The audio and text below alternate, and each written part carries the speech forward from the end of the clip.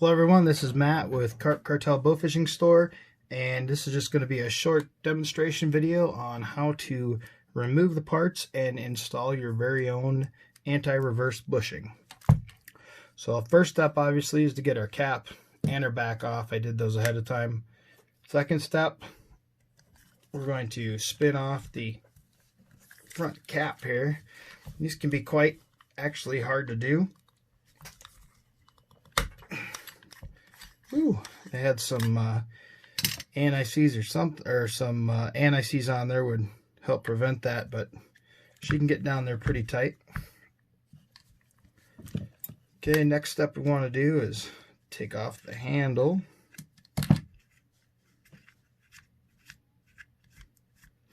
And if you are going to shim your reels, this would be a good time to do it, because the anti-reverse bushing actually helps with stiffening the center, and I found it actually has been changing some of the reels that I've shimmed. I've actually had to shim them and change how many shims I have in them because they actually get a little tight.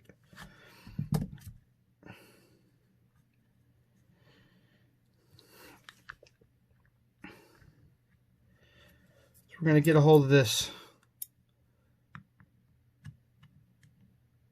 little C-clamp here and take this off, and you don't have to do this. You can just pull it off as one piece, but I'll explain in a minute why I'm actually taking that part off.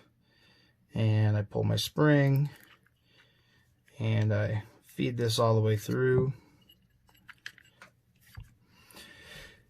Then you're going to take out all your anti-reverse parts here. Now all these parts here, unless you have another reel that you plan on rebuilding, are pretty much worthless from now on after this upgrade. There's going to be 5 other screws that we're going to take out in here. 1, 2, 3, 4, 5.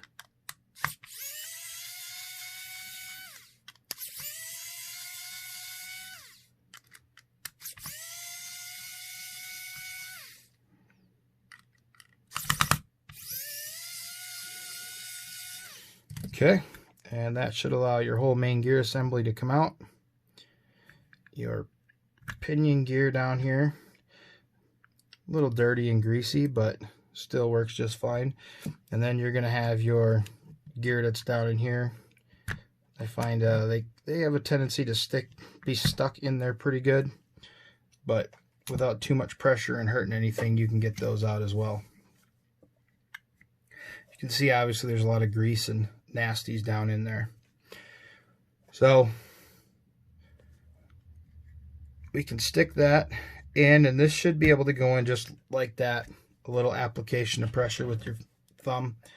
Your bearing is not going to go in that easy. When you do get it, you can see there's numbers and an arrow on there that needs to face the front, that needs to face toward your line, and this does not go in so easy. The best thing I can say is get it started so you know it's pointing the right direction. Find yourself some sort of tool. This is actually just a cut down paintbrush that I could use it to get in there.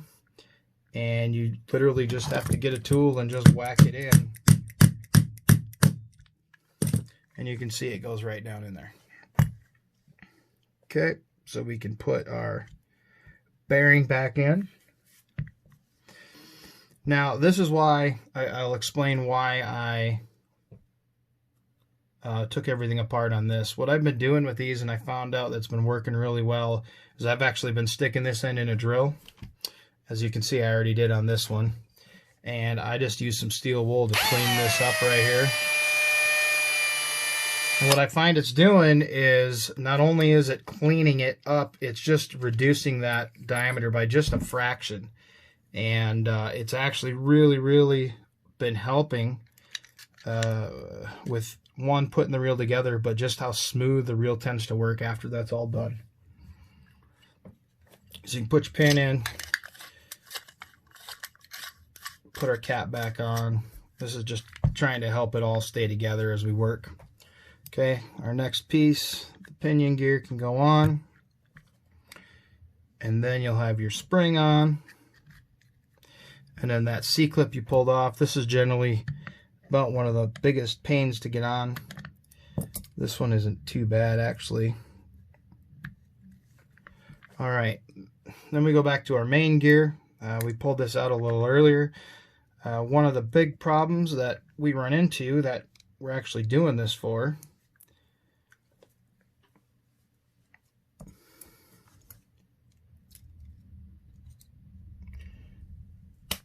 wow.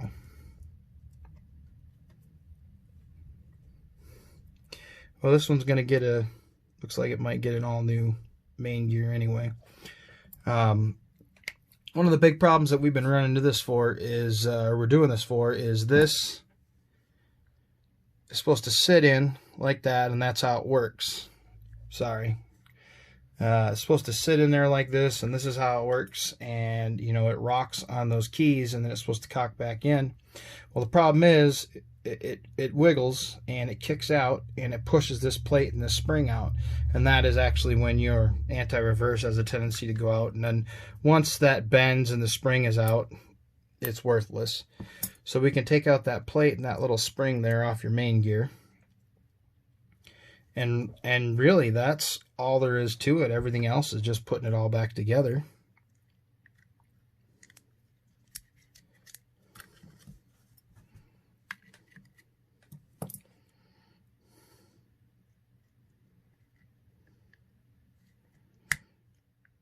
And again, if you're going to shim your reels up, it's already all apart. This is a real good time to do it. I did create another video on how to properly shim and adjusting that. And by the time you shim and put this new anti-reverse in, it honestly feels like a whole different reel.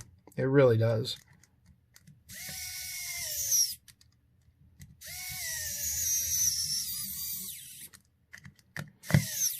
Okay, and then one more on this side.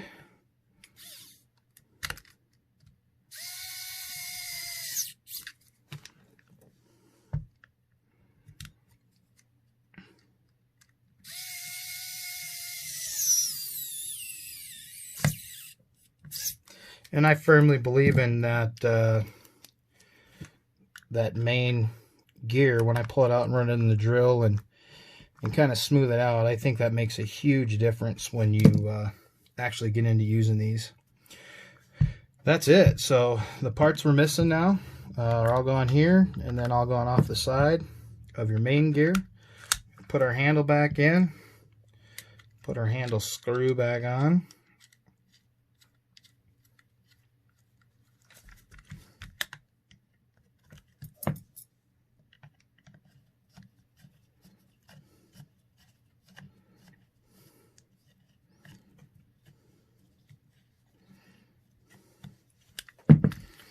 Alright, so you can see how nice and smooth she is, and when I go backwards, there's no play in it.